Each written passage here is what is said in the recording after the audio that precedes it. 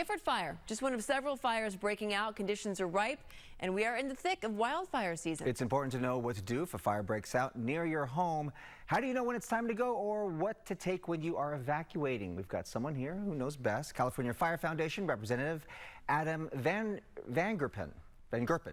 Yes. Van Gerpen. Sorry about that. Van Gerpen. Thanks for being with us.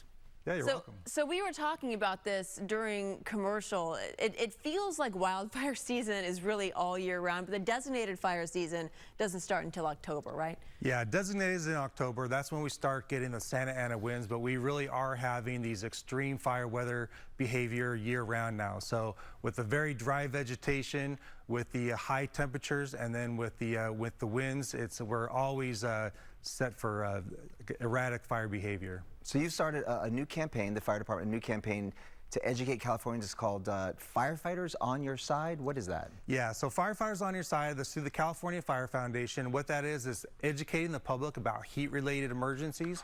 Also, it's about sending out PSAs, so information for the public on what to do in case there is a fire and what to do in case there's a disaster. So they're really educating the entire state on that. And talk about these red flag warnings. Typically that happens when the Santa Ana winds are ripe, but tell us more about that. Why should everybody be on alert in the case of a red flag warning? Yeah, so when you have a red flag warning, you really need to be watching the news. You need to be watching for alerts. So we say ready, set, go. So you need to be in the ready state.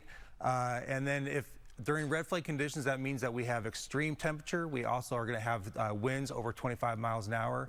And then we can have these particularly dangerous situations from the National Weather Service. When you see that, that means that you can have 80, 90, 100-mile-an-hour winds. So that's when we really are on alert. The particularly dangerous situation, I feel like we've been hearing that term more and more. We absolutely heard it before the January wildfires, but since then, I feel like that language has been used. Yeah, that language is, it's been recently coming out from the National Weather Service, and we're really paying attention when we see those alerts now, because that's when we've had some of our very large fires is on those days, because it's beyond just a normal red flag condition. So red flag condition is 25 miles an hour, humidity at 15%, and then we have the high temperatures. So that combination is something that people need to be watching. So you have something called the 5-minute plan. What is that?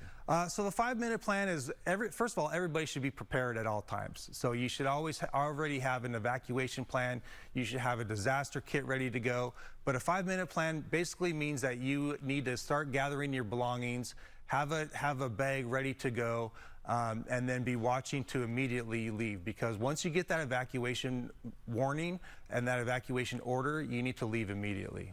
When it comes to gathering your things, you talk about the 6 Ps, right? Yeah, so the 6 Ps is kind of an easy way to remember things to, because people, if you're in a panic or if you're getting these alerts saying you need to evacuate now, so you need to get all the people out of the house, you need to get all of your pets out, and then they say paper and plastic, so all your important documents, your credit cards, and then photographs are something very important that you want to make sure and grab, and then prescriptions. Sometimes when they get evacuated, they might be without their prescriptions. It could take them a long time to get those refills. We have these red flag warnings often, and then when we have fires, we have these evacuation warnings, orders, and it's almost like people get desensitized to it, right? They get numb, and people are like, we've been through this before, nothing ever happens, I'm not leaving. What would you say to that? Well, we say that when you get the order, you need to leave immediately, because we found that if people wait, if they delay even a few minutes, now you get stuck in the traffic, and depending on where you're at, if you're in these hill areas where there's limited evacuation routes, you need to leave immediately so you can get out. So we also send out WIA alerts, we send out text messages.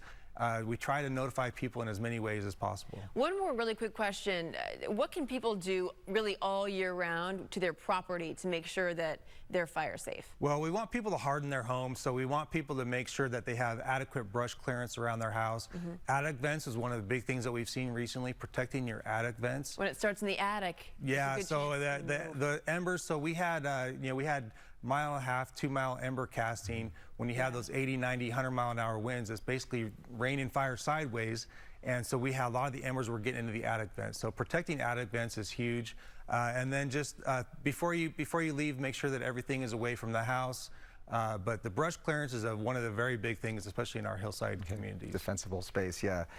We know fire season's all year round, but here it comes October with the Santa Anas that we always expect every year. So always great information coming from the California Fire Foundation and from LAFD. Really appreciate it. Yeah, thanks, Captain. Thank you. Thank you. Yeah, and for these tips and others, just go to firefightersonyourside.org.